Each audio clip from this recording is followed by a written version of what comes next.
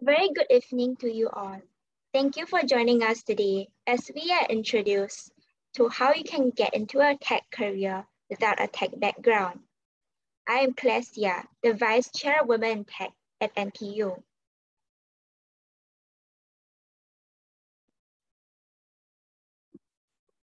Before we jump into the session, here's a short introduction about us.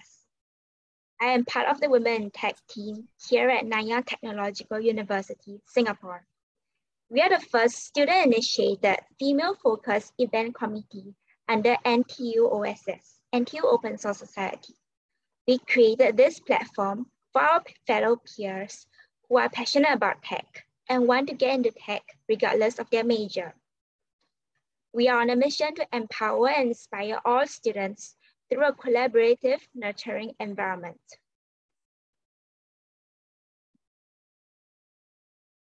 Today's sharing will be on getting into a tech career without a tech degree. Many of you come from a wide variety of courses in your final year, with the courses of study ranging from linguistics, economics, psychology, to business and computer science. I encourage all of you here to turn on your camera and to type in your questions in the Zoom chat throughout the session. The speakers will address the questions during the Q&A portion. Today, we are so grateful to have here with us our moderator, Tracy Quah, who is the Vice President of Marketing of APJ, and our panelists, Galvin, the Innovation Manager at Bridge Alliance, and Vidyasagar, the Technology Evangelist at Standard Chartered Bank.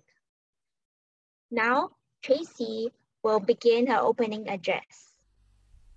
Thank you very much, Claire, and a very good evening to all of you. So I've got some slides to share. Thank you. All right. Great. We are all gathered here today. Very excited, and we encourage everyone to turn on your camera and don't be shy, right? So we're going to talk about your future ahead. Right, you're gonna be taking the lead and charge ahead, right, to build the new Singapore in time that you graduate and even down the road. So today we're gonna cover the following key takeaways that we hope that you would glean from this event to understand the different types of tech career opportunities for those with non-tech background. And I understood from Claire that you are from all walks of courses and degrees that you're pursuing. Right, we're going to touch on how you can apply for non-tech jobs in a tech company. You're going to hear a lot example from Galvin, who graduated from NUS. And also we will be sharing with you how to best present yourself as a talent if you want to pursue an opportunity in a tech firm, and also giving you insights of what's like working in a tech firm and even a non-tech role in a tech firm. So I'm going to start today by sharing a little bit about myself in terms of my background. I'm not a local grad. I graduated from Monash University. My dream is actually to pursue marketing and go work at P&G or Unilever. In those days, those were the FMCG, the companies to be in. I've got an honors degree in marketing, diploma in market research. I did a thesis on internet marketing. And I remembered at that time, my lecturer was like, hey, change the topic to brand marketing. I say, why?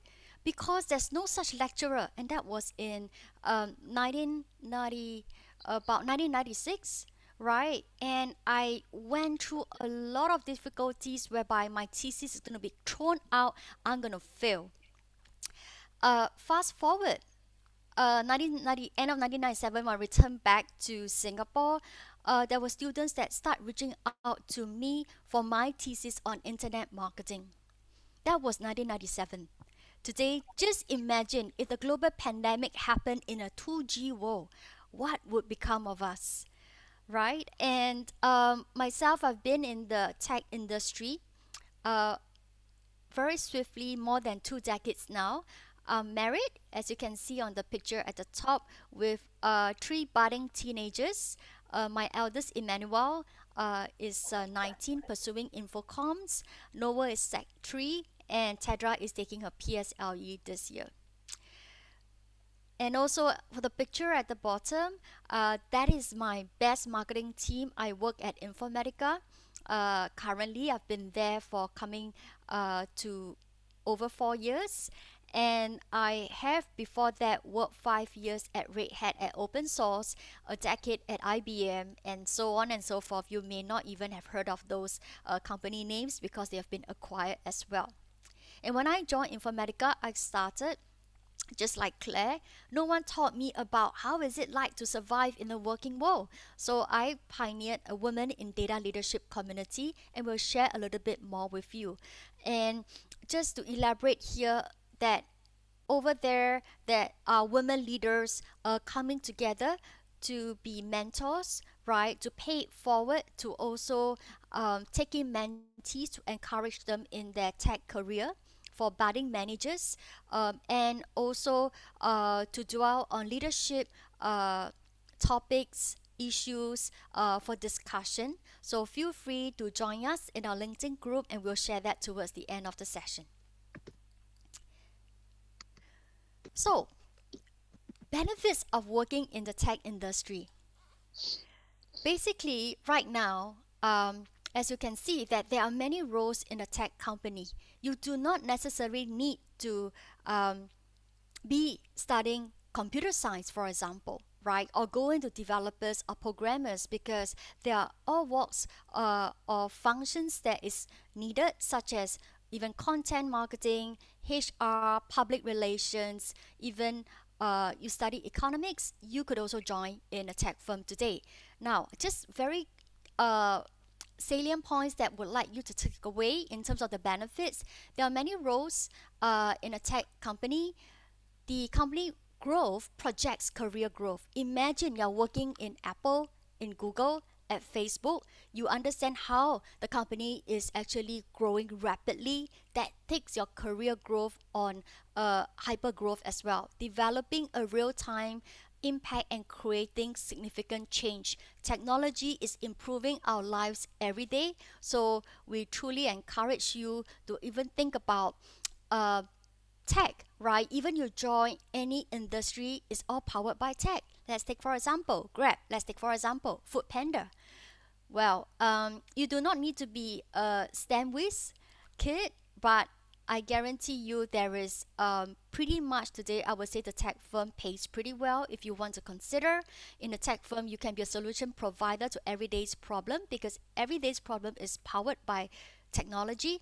And what I want to highlight is that you could make a huge humanitarian difference because today, with disasters that's happening around the world, technology is giving us the insight to make very informed decisions for our government as well. And today, our Trace Together app is an as good example of tech. High growth, great varieties of opportunities, and tech companies are hiring. In 2020 quarter one, right, there is at least 5.7% of job vacancy available in tech compared to 2.7 a year ago. So strongly encourage you to consider tech.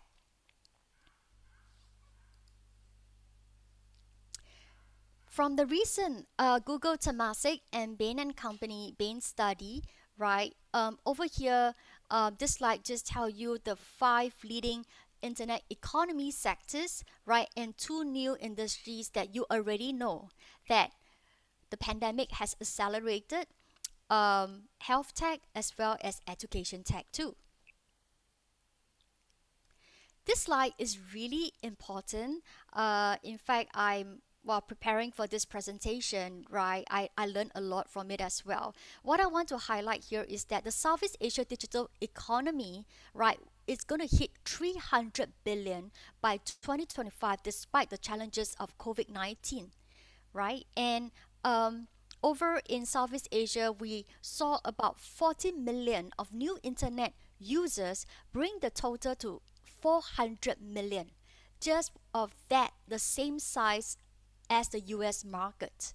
And Southeast Asia has over 6 million consumers. Assuming you're going to be an entrepreneur tomorrow, is a huge market for you to tap on, right? And 66% of the global middle class population will be in Asia by 2030. And what's more cool is 80% of the world's top 100 tech firms have their regional headquarters in Singapore. With that, right now, I would like to bring us into a panel. I'm going to introduce the panelists shortly. And because we have a cozy group, I just encourage everyone, feel free, let's make this interactive and integrate your questions in the chat box. And we'll definitely make sure we take time to answer all your questions.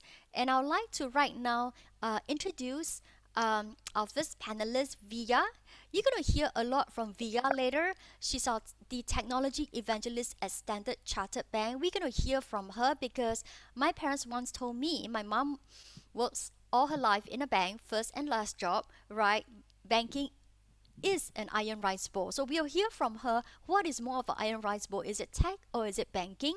And I'm very pleased and honored to have Galvin with us, a true blue local grad who's graduated with an honors degree, and he'll tell you more. He is a entrepreneur as well as high ranking, post at a tech company, and we're going to hear about more from them shortly. Okay, so what I'll do is I'll just stop share first. Okay, great. So welcome Vidya and Galvin. With a cozy group today, what I'd like to do, maybe I'll start with Vidya, that I'd like you to share with us a little bit about your background. In short, right, I think that was just like 2 years ago you graduated, Vidya. You just did so well and you're now like some director at some banks. So tell us, was it a bed of roses? How did you get there? How did you land? Where were you from? Over to you, Vidya. Thank you very much, Tracy, for that introduction, because I was wondering how am I going to tell you guys that I'm just a couple of years senior to you. No. So let me start from the start. Tracy, I'm actually very inspired by your introduction, and I'm going to align my introduction to something very similar to yours. I was born and raised in Mumbai, and I was an athlete. I was a professional athlete at a very young age. When I was 12, I was already running for my state, and I was also selected to run for India at some point. Unfortunately, I had a very major knee surgery and I had to take a step back. So I decided, I'll be a doctor. Okay, and how did that decision come by? Don't ask me. But anyway, what I ended up in is taking up computer science engineering, and it was very new for me, and it was a very difficult, choice. But I took it because I literally took it because I got a free seat, what you call as a scholarship seat, where the state pay for your entire education. And I just took it because it was a decent college, computer science. I just took it. I made the splurge. But when I joined engineering, I started loving it. I loved the fact that I could write programs, I could do a lot of stuff. I started participating in a lot of hackathons. And, I think Tracy touched upon it, building solutions to actually solve day-to-day problems was something that really inspired me. Come to year 4 of my engineering, I decided, well, artificial engineering is the best thing to do. I went and I fought in my college and made sure we bring in AI. And I majored in AI. And I'm talking about the year 1999. So I brought in AI and majored in AI in 1999. And I got out of college for a very rude shock that there are no jobs with AI. AI was not mature in the market at all. Well, then I decided, okay, I'm just going to get it. I had to do some job. So I decided to join a consulting company. And my first client, would you believe it, was Indian Navy. I have a lot of stories from the Indian Navy, but that's for another day. And my next client was Bombay Stock Exchange, followed by Indian Army, followed by a nuclear reactor.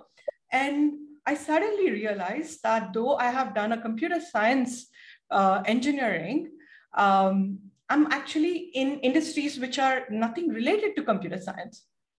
And that gave me the ability to learn very quickly that yes, your education is an important part of what you do, but then there is a very big part, which is how are you going to adjust into whatever is the job that you're going to do. So I know we had an earlier discussion about you all being from different backgrounds and different educational backgrounds. I would say it doesn't matter. It doesn't really matter which background are you from. It matters what are you going to bring into the role that you're going to do and how much are you going to actually work on it. So that's to the start. And then I moved to Singapore in 2006. I worked in Credit Suisse as the equities lead for APAC. And then I started my own consulting company, ran it for 6 years, and then moved on to JP Morgan, where I was the head of the database team. And then I moved on to heading the cloud team there. And now I'm in Standard Chartered as a technology evangelist. That's not my business title, but the work that I do is of technology evangelism, that is going out there and talking to technical as well as non-technical people about how to adopt technology well. So that's kind of a very quick introduction from a work perspective. At a personal level, I live here in Singapore with my husband, who's also my best friend. And I love running and trekking and doing a lot of active stuff. And I also am a very avid, I absolutely love to give back to the community. So if there is anything you ever want me to participate in, clean houses or help with whatever you like, I'm more than happy to jump in. So that's kind of it about me in a nutshell. Thank you very much, Vidya. And now we're going to move over and hear from Galvin. Galvin, you're amongst the three of us. You graduate locally. How do you land up in tech? And what did you do after you graduate? Or, was it a bed of roses for you to get a job in those days earlier? Yeah, thanks, Tracy, for inviting me to this session. And I'm very mindful that I'm not a woman in tech, but I definitely support this this drive, of course, to help support more women in tech in their journeys. So I'm speaking today as someone who graduated locally and also with a non-tech degree. You won't imagine that my degree was actually in history. I wasn't from NTU, I was from NUS. So it was an arts degree, history, and most people ask me during my course and after that, oh, are you going to be a teacher, right? Because 1/3 of my batch won some kind of MOE teaching award. They became teachers. Nothing wrong with that, but that wasn't my interest. So to just give you a bit of idea about my career journey, I graduated in 2014. It's been about 7 years. And my first job, I ended up in telco, in a local telecom company, which you all know, called StarHub. And I spent 3 years there working on a mobile app project, essentially becoming something like product manager. And that was quite a thrilling ride. I mean, from writing my thesis on local history to managing UI UX as well as software developers whom we outsourced to help us code an app that allowed people to travel around Asia and also to be able to get free data from my company at that point of time. And after that, I decided to do my own startup. I did it with a partner and we managed to get incubation and a little bit of equity funding, not a lot. And it was actually incubated by NUS Enterprise. I know in NTU you have your equivalent as well of incubator and startup ecosystem. So I did that for close to 2 years. It was a design tech startup. In a nutshell, we were trying to apply automation and technology towards design. And when I say design, I don't mean graphic design or UX design. My partner was an architect, so I was referring to designing structures of different shapes and sizes, usually to delight people in public spaces and retail spaces. Yeah, so yeah, I mean, if you're interested in startups and you're thinking about tech from that perspective, you can also have a chat with me afterwards. After a year and a half, decided to stop doing that due to a couple of reasons. And I took a break and then found myself again back in the telecom industry, so which is where I am right now. So I'm in a company called Bridge Alliance. You wouldn't have heard of it simply because we are mostly B2B. But you will have heard of the brands that are part of our alliance. So, I mean, most of you have flown before, so you're familiar with Star Alliance. Right? If you fly Singapore Airlines, they always say, you know, Singapore Airlines is a member of Star Alliance, right? So I'm basically working for the Star Alliance in the telecom industry, if to put it that way. So every day I'm basically on calls around the region, sometimes outside of Asia as well in the Middle East. And if not for COVID, I would have been traveling pretty often. Basically, I represent the interests of large telecom companies, including Singtel, SoftBank, Japan, SK Telecom in Korea, Maxis in Malaysia, and quite a few more. And so we have a customer reach of about 900 million, so almost a billion. Yeah. So the brands I represent, I'm quite happy to say, can reach out to 1/6 of the global population.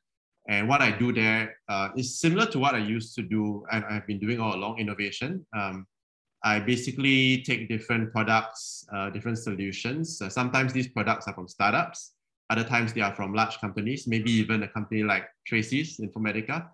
And I see how we can offer them regionally to our telco operators, or how we can actually sell them to their customers. One of the interesting things I've been doing recently has been an AI-enabled fitness solution. So it is basically a fitness trainer where you exercise in front of your desktop with your smartphone, and it tells you how accurate you've been. Yeah. So we get all these fitness trainers to record their training videos, and you can get a personalized fitness trainer, which is a computer telling you, oh, you're 70% accurate, or you need to try harder.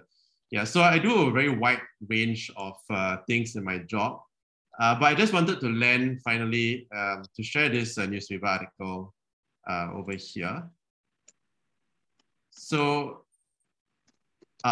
this article was published last year, and I took part in well, actually, I was involved in helping with the migrant worker issues last year during COVID, when there were a lot of cases in the dormitories. If you recall, they were in the tens of thousands.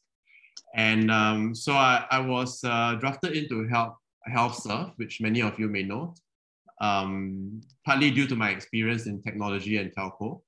And together with a friend, we got a team to basically program a chatbot that would allow the health serve to reach out to the migrant workers at scale. Though naturally, it wasn't a very smart chatbot. I mean, the main purpose of the chatbot was to be able to triage, you know, the concept of triage, right? You go to a hospital, they will take your temperature, then they will determine, oh, you need to go to this room or that room. Yeah. So the purpose of the chatbot was to triage, find out, okay, this particular migrant rider needs medical assistance, or this person has a mental health issue, right? He needs assistance. And then we can, using a certain online platform, we can connect them via live chat to a human operator. So the computer comes first, and then if necessary, the human operator, which is a social worker, a trained social worker, will speak to the migrant worker. And so I was involved in that. I got my company involved, but it was quite a personal initiative. And after that, we decided to enter for a grant from one of the local design associations, and we actually got the grant. So I wanted to share that with you. I'll scroll down because there were a couple of winners. So this is me. That's my friend who I worked with on this chatbot solution. If I can show it to you later on, I will. But the reason why I wanted to land on this was that, I mean, I entered into technology not as a technologist, but as someone who is very keen to understand how can technology affect and change people's lives. I mean, it can change people's lives in different ways. It's not necessarily social impact. I mean, if you use TikTok, of course, it changes your life in a certain way, right? In this example that I shared, of course, I hope at least it had some positive impact on a few migrant workers. And so that's always been my interest. And for the many of you women in tech or who want to go into tech, I strongly urge you to not just think only about how your career will pan out, but how could you use your experience, even if it's just in internships only up to this point, to do some good social impact. And that's also really good for your portfolio. That's what I advise some of my mentees, right? To build up your portfolio when you haven't got into full-time employment yet. So that's where I'll land, and Tracy, back to you. Sure, fantastic. Wow, I didn't know that Galvin is into so many things, or even, using his knowledge to help out for health of reaching out to migrant workers as well. And I think everyone here, I think you heard one thing from us, tech for good, right? That everything is tech powered by technology. And Via, what do you think is important for more women to join the tech industry? And why tech? Why more women into tech? Um, I'm actually going to divide my answer into two parts. Uh, you know, the simple one would be why not? But then I think we should take a step back. So Tracy, you spoke about how we're going to have around 400 million customers who are going to be internet users, and 600 million people who are going to be consumers, okay, by very soon. You know what? Out of that 400 million users, 200 million are women. And out of those 600 million users, 300 million are going to be on an average women, because though we say for women in tech or tech jobs, maybe there aren't that many women, but when it comes to using tech, we are almost half and half. So it becomes very important for us to also, I mean, and you coming from a marketing background, I think I wouldn't have to, and you probably explain this a lot better than me, that the people who design the products have to have some kind of connection with the consumers that they're designing the products for. So, I mean, it just makes a lot more business sense. If we keep aside the social aspect, we keep aside everything else, it makes a lot more business sense to have more women coming into the workforce, designing products, supporting products that we are building for both men and women. Having said that, we have to also look at another aspect, that is the aspect of equity.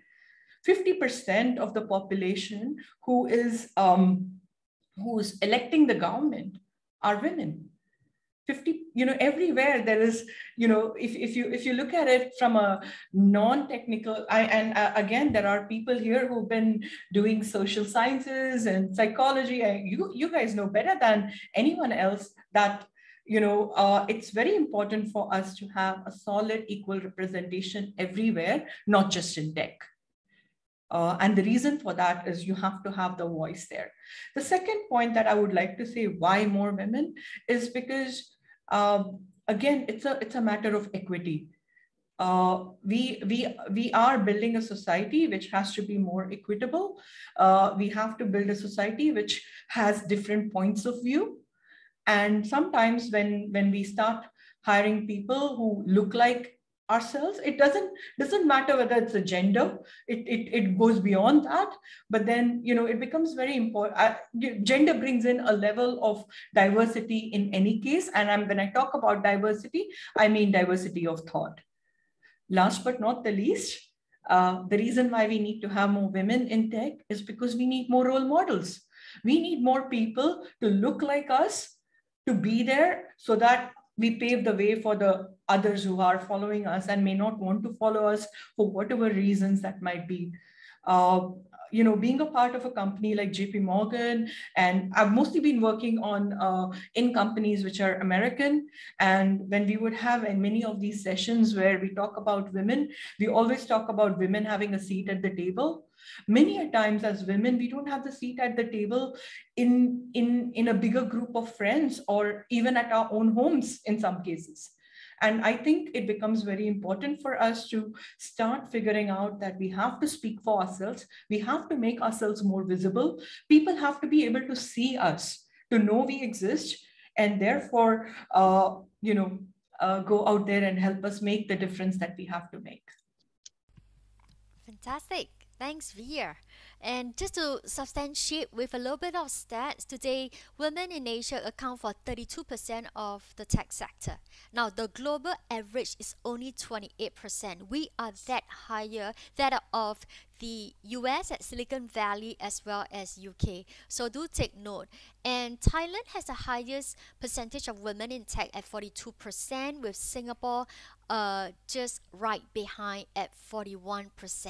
This is a study done by Boston Consulting Group and Singapore IDMA just last year. So already Singaporeans, we are doing pretty well in terms of getting women in tech.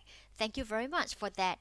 And Galvin, I think that when you were studying, you probably didn't think too much about tech, right? What would be top 3 advice you give to people that, hey, I'm not in tech, but this really sounds so cool and exciting? What are top 3 tips that you could leave with the group today in terms that what did you do to groom yourself, to make yourself like equipped, right, for a tech job? Yeah, thanks, Tracy.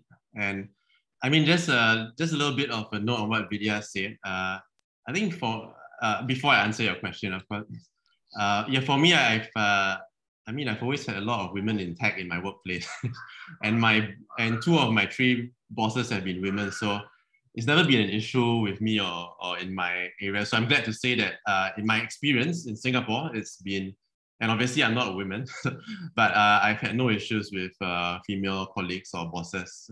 My CEO currently is local Singaporean women.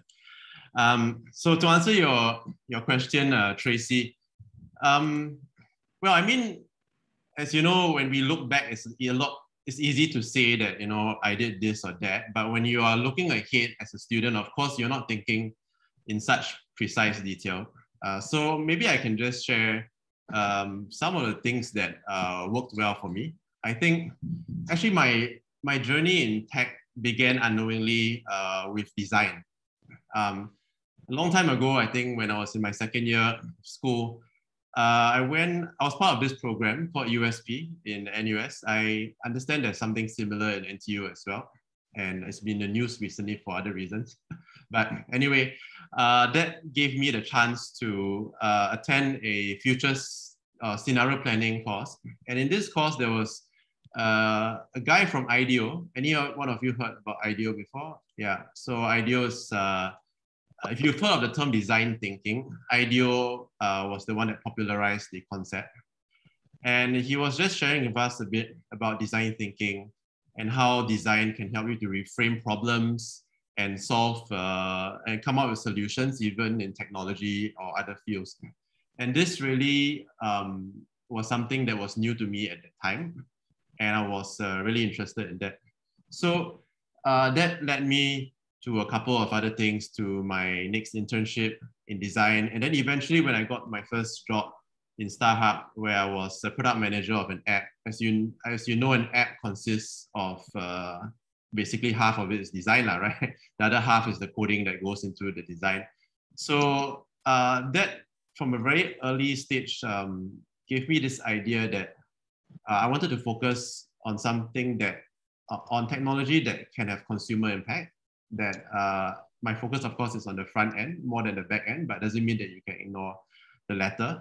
And so if you were to ask me what was that about, I would say it's just a curiosity of trying to figure out how things work and then chasing that, right? I mean, you may have heard Steve Jobs talk about how he, for a period of time, was kind of not proceeding with his studies, just attending classes in school. And he went to take this class on calligraphy, Western calligraphy, and for no particular reason, but eventually that led to the development of some types of fonts on the Mac OS. And so, of course, it's trying to overplan some of these things may not really work out, but I think following where your curiosity and interests lie, even if it may seem furthest away from technology, can actually be very helpful. I think another thing that I would say is key, and this is not specific to tech, is actually people and connections. And I mean, I'm someone who naturally likes to find out more and talk to others, and not necessarily to network from a very mercenary perspective, because if you are a mercenary and you're just there to speak to people for what they can do for you, most people can smell it quite quickly, right? So when I say connections, I mean a genuine interest in what's going on in the world and then acting on that. And actually how I got hired to my first job, and this is a real example, right? Real tip. I didn't actually apply to it. I mean, I happened to bump into my senior who had graduated before me. And he basically asked if I was interested in the job. And to be honest, if I had applied with just my CV at that point of time, I didn't have the required experience to be noticed. And so that's how I kind of proved myself. He gave me some assessments and decided to hire me. And then for my current job, I also didn't apply for it. I was hired by my ex-boss from StarHub, who's now the CEO of my company. And again, she had seen and liked what I did back then and decided that I would be a good fit for this current job. So if you ask me what it is, I guess, Tracy, it's that you have got to work well with people and show a certain interest and excellence in what you do. And very often the first job will roll on to the second, third, and fourth job. And yeah, sometimes actually you don't really have to apply for a job. That's actually a bit of a life hack for those of you. There's always a way to get into jobs without applying for it, if you can figure that out. Yeah. Fantastic. Thanks, Galvin. I pick up three C's, right? You talk a lot about you were curious, right? Curiosity, connectivity with people, and of course, creativity, right? What you did with the app at StarHub has caught attention, who's now the CEO of your current organization. Fantastic. Okay, team, right now we're going to move into Q&A, right? I did see some questions coming through, and even just to add on how Galvin got into his first job, I think that was a question for me that I wanted to go to FMCG when I graduate. Of course, that's what I learned in the textbook. That's the place to be in. What motivated me to join the tech industry? Nothing motivated me at all, because I came back with a little, bittersweet feeling that big size lecturer, which is 5 times my size, I was really petite then, and didn't like my thesis. So one day I had dinner. Someone said go meet the CEO, have dinner, and I did. I met the person at Shangri-La, had a dinner, and she offered me a PR job in IT. I'm like, I graduated in marketing. I didn't do public relations, and this is IT. Really, I'm like, never mind. Mom says first job, earn some money first, right? And after that, everything will follow. So I was there, and then I move on to join a business partner firm for IBM and really get into tech marketing. And finally, the opportunity came. I had a job offer. I went for multiple rounds of interview, and in those days, I will be marketing 60 brands like Guess. Okay, I know it's a little bit not fashionable these days. It was like the hip thing in those days, all right? Guess you need to be right. It's above par in terms of pricing. So, and guess what? The offer came. My starting pay was 1,008 with honors degree in those days. I'll be very upfront, right? And then I've worked to my second tech job at 2007, and 3 years later, about 3 years later, the offer came. Congratulations, you'll be marketing 60 brands, and guess how much they are paying me? 1,009. I'm like, wow. Okay, maybe to sell one software, you need to sell a lot of shoes, a lot of a lot of clothings. So there goes. I have always remained in IT industry, and in the earlier days, I'm stuck. So I went through the dot-com bubble burst, where the dot-com bubble burst, right? And then there's a lot of acquisitions there still is. Until today, I'm still in tech, and I totally enjoy it. Technology, tech industry has never been a dull moment. And that's a question in terms for Via. Um, how did you transit so easily from one field to another? Also, do you have any tips for an aspiring consultant, right? What should he or she be doing to learn more about consulting when he or she is not doing any hands-on learning in an internship? Via? Excellent question. I'm going to go a little bit sideways before I answer the question. I want to say one thing that, many a times we have these panel discussions and then people come and say, hey, I got this job, I did this, I did that. And I just want to call out that, in the small time period that we have, I don't think we have enough time to talk about the blood, sweat, and tears that we might have put in. So it might sound very easy from an answer perspective. I'm not saying that my transition was not, I would definitely say that I enjoyed my transitions, but at the same time, I do want to call out that it wasn't that easy. There was a lot of work that had to be done in the background. Having said that, I want to answer your question, Vedika, in as much of honesty as I can. So the first thing is when I was put into the Indian Navy, I kind of realized that I don't know of any of the titles or the commander versus a captain versus a commodore. It was the work itself was not that big a deal, but the fact that the environment around me and not knowing who's who and so on and so forth was more challenging than doing the actual work. So my first point will be do your research. Whenever you want to be a consultant, be aware that you're going to go flit from one industry to another and very quickly. So wherever you're going to get placed, do a lot of research. Do a research not just about what the company does, but understand, what are the different business units, who does what, and how the next question should be, okay, great, this is great advice. How do I actually do my research? All this is not on their internet, then it's not on their company website. So go look for mentors from the industry who can actually help you, give you this inside information. And the second thing is, I think, Tracy summarized Galvin's 3 C's, and the second one is networking. Build your network.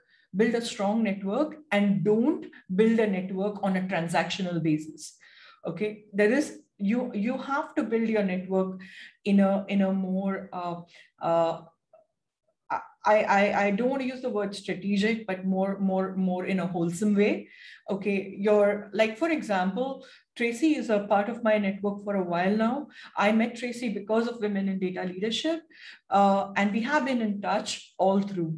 If I need something from Tracy, I'm just going to pick the phone up without doing the small talk and ask her for something. And the reason for that is I'm going to do the same for her. So your network is not a one-way thing where you're going to go and ask for help. Be prepared to help too. And don't do it on a transactional basis. Don't do it because, you need something. Do it because you want to build something which is a lot more long-lasting than that one transaction. The third thing, which is very important when it comes to consulting, is you have to put the firm first. You have to put the team first and be very honest about the solutions you're giving. Now, how do you do the hands-on learning? Okay, hands-on learning more often than not in consulting companies for interns is going to be very, very difficult. So instead of trying to look for a job that is going to actually give you that, while you're doing whatever you're doing, observe people, see how they're going to do their work. And one of my favorite tricks is, I just look at people and see which part of them. I mean, there might be someone who's very loud, very, aggressive. I'm not that type. I'm a more friendly type, but doesn't mean that I completely look away from that person, even though that person might be, outwardly not something that would be my role model. I'm sure he or she might have a lot of things, so just go for the characteristics rather than going and boxing a person or a team member just like that. So, many a times it's not pragmatic to expect in an internship to get what you're going to learn. So observe others, observe your seniors, and again, go back to your mentoring community and say, hey, this is what I saw. How do I translate it to learning? Like Galvin, I'm more than happy to raise my hand and support your questions. And again, from my perspective, if you have a quick question and you want to ask me that, I'll be more than happy to help you anytime. So build a set of people like that who can help you. Thanks, Via. And that is a very important tip. In fact, today we have given that you need to build your network internally in school today. For us, is at work, and externally, right? That you have mentors, both internal, external mentors that will help you to succeed, right? And maybe Galvin, you could take the next question from Claire. How can one, from a social science degree, Yeah. get into a career in tech? Sure. Yeah, but before that, I just want to build on what Vidya said. And maybe here's a challenge to all of you. And this is what I wanted to do when I was in your shoes, but I'm a procrastinator. If you want to meet people, why not document it? If you want to learn about AI, go and contact people who are working in AI. They may not all respond to you, but some will. And meet up with them and document your learnings and put it online, right? Then you can call it the 100 Coffees Project. You have 100 coffees with 100 people, and that will add to your learning and also be great for your own portfolio. Yeah, so if you do it, let me know, because I never got around to it. Anyway, so to answer, I think was Claire's question. Maybe I'll ask the question back. First of all, you've got to think about what aspect of tech and how you want to be involved in it. Tech is so big now that it's not even an industry. It's just something that cuts across all industries because everything can be enabled by tech. I think about it in 3 levels. The most peripheral level, of course, is if you're playing a support or supplementary function. Not that it's not important, it's just that it's not something that intersects directly with the technology. So if you're in communications, right? If you're in sales, if you are in safety, right? TikTok has some safety roles, then that's a certain way of being involved in the tech industry. The second level is if you are directly involved in the products or the making of the tech itself, but you're not necessarily technical, meaning that you don't code, you're not a computing person. That would be things like UI, UX, product management, project management, and there's a whole host of other ways you can be involved. That's me. That's where I am. Then the third level, of course, is if you want to be technical and you want to gain some computational computing kind of skills, then that's obviously something that there's no shortcut. You've got to acquire them somehow. So you've got to decide as a social science grad which of these 3 you want to be. Most likely it's not the third one, right? It's probably either the first or the second one. And once you have made that decision, then you've got to ask yourself, how do I acquire the right experience or the right skills for that? And nowadays, even the government is starting to look a lot at acquiring skills rather than just a certificate at the end of 4 years. So for instance, if you want to be involved in UI UX kind of design, right? Then go and try doing it, go and get some online courses. And if you find that you have nowhere to apply your skills, go to, I'll remember the website later and share. If you go to this place where you can volunteer your skills for social impact projects and you can kill 2 birds with 1 stone. Like engineering good. Better.sg, yeah, now I remember. Okay. So go to better.sg and volunteer your time there. Whatever skill you have, there are a community of techies working pro bono for all the social impact organizations. Yeah. So that's what you can do as a social science grad. You've got to think carefully about which area of tech you want to be involved with. But just one or two notes about what's coming ahead in my view. I think many people have said before that UI UX is passé, and we're also moving towards conversational AI, conversational design. So in case you're not sure what I'm talking about, you can go and Google it. If you're a social science grad, I think you might be quite well suited to that, actually, because things are moving towards conversational commerce as well, buying over WhatsApp or other kind of chat platforms. The other things that are coming up would be virtual reality and mixed reality. I encounter that every day actually in my job in the telco industry. So it's probably the next 2 to 5 years where you will see a lot of developments creating metaverses, virtual worlds, as well as mixed reality where you wear glasses and you walk down the street and you see your physical reality augmented by many vouchers or many other descriptors. Yeah, so there are many ways you can get into designing those kind of experiences as well. Yeah. Wow, that sounds so exciting, Galvin. Okay, we are coming soon, right up on the hour. I'd like to do a lightning round, maybe in a sentence, in Tracy, a if you phrase. don't Yes, mind, go ahead. I Sure, just wanted to add something to what Galvin said, sure. because this is something that I'm working very closely on. So I just thought I should chip in. Nice. Go ahead. So, there are, I mean, whatever Galvin said, absolutely, those are amazing things. And conversational AI, especially because, so I work in the retail, the consumer, private and business banking part of Standard Chartered. So I can speak about something that we do on a regular basis. Our tagline is here for good. So one of the key things that we are doing from developing a software perspective, or also from in general, our tech has to be more inclusive.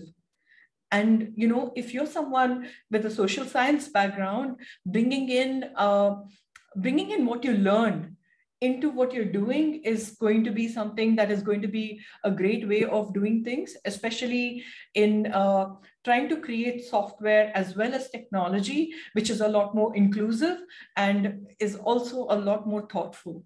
So definitely there are a lot of places. Just be creative, think about what you love about what you've studied, and then go on to figuring out what you want to do in tech. Sorry to cut you there, No, Tracy, this over is to you. no problem. This is actually, I'm going to pass the baton back to you. I think there was one question in terms that, tech moves so fast, right? How to stay relevant and up to date. Look at what I did for my thesis, internet marketing, almost failed and got thrown out the window. Vidya came out with an AI degree without AI job. Today, the latest and biggest thing right now is AI and ML, right? We've talked, Galvin talking about metaverse and even augmented virtual reality. So I just wanted to ask from each of you gurus, what would you paraphrase in a sentence, or some tips that the team can take away before we wrap up? Should I You want to go go first? first? Go ahead. Yes, Vidya. All right. So I think the most important thing is to keep learning, continuous learning, being very brave, and failing fast. And not being afraid of failure. Many a times we stop learning because we feel like, oh, I'm very comfortable here and I don't want to learn more because, or go into a new thing because I would need to learn a lot, or I'm going to be starting at the base for that. So, in terms of staying relevant, I think the most important thing is going to be bold about it. I used to lead a team of over 250 people as in the database team back in JP Morgan. And I quit that role to become an individual contributor because I wanted to learn cloud. So, being strong, being confident about the fact that your learning comes first, rather than how awesome your job sounds like or how important you look like is going to be very important. And yeah, so there you go. It's definitely I'll pass it on to Galvin. But if there is more you want to hear, just look me up.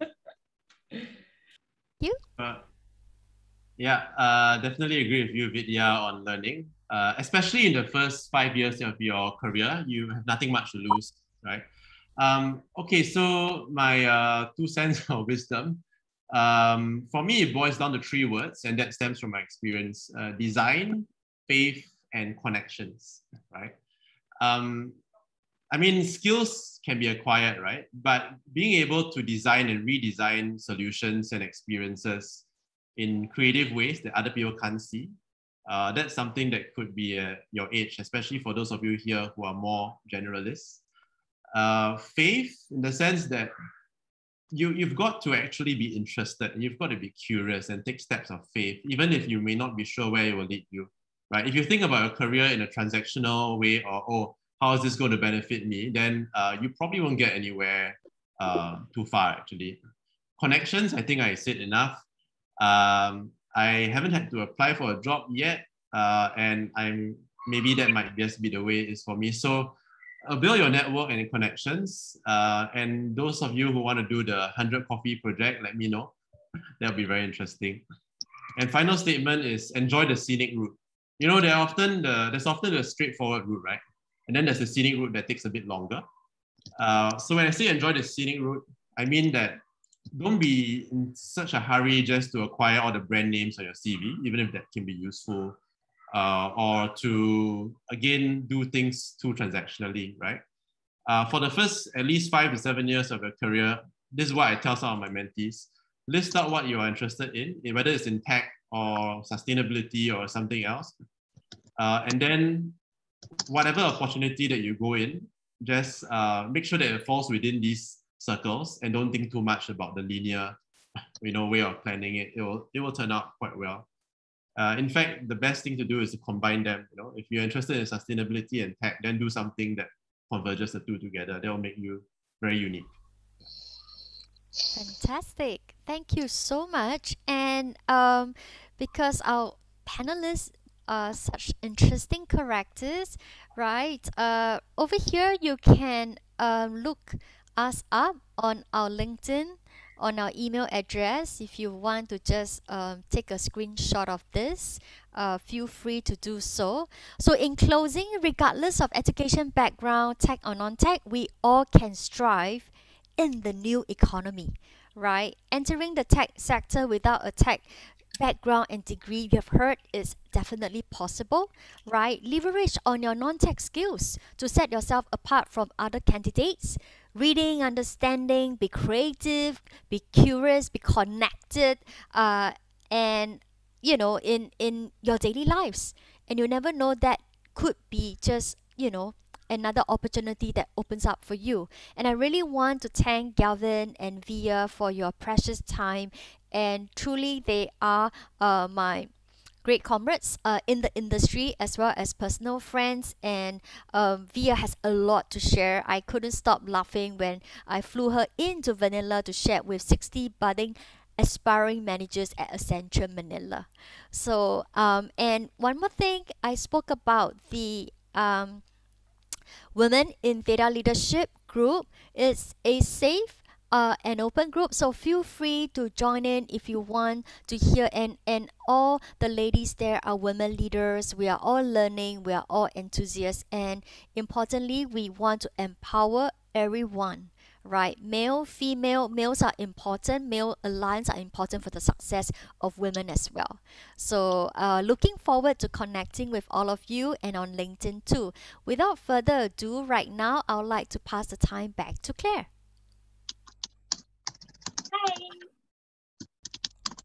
Hi. Hi. Okay. I'll share my screen again.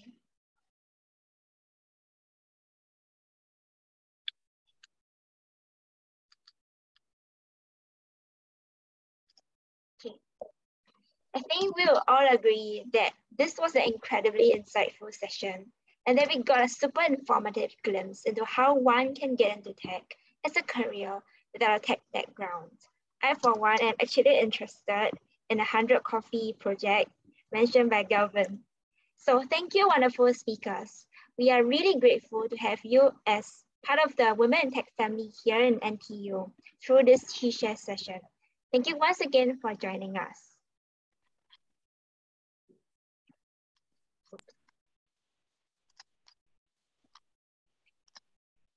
So we love all the attendees' enthusiasm throughout this entire session. Feel free to share what you have learned with others who may be interested or even on social media. Don't forget to tag us as well. Also, a quick shout out to the Women in Tech team behind today's session for putting together this session and handling the media collaterals publicity on all our channels. We see you again in our future events. But until then, have a great night, everyone. Thank you very much. Thank Stay you. connected. Thank you so much. Did we take a photo? Yeah, sure. We can take a photo. Thanks, Galvin. Claire going to do it or how? Or should I do Yeah, it? why not all of us? Okay.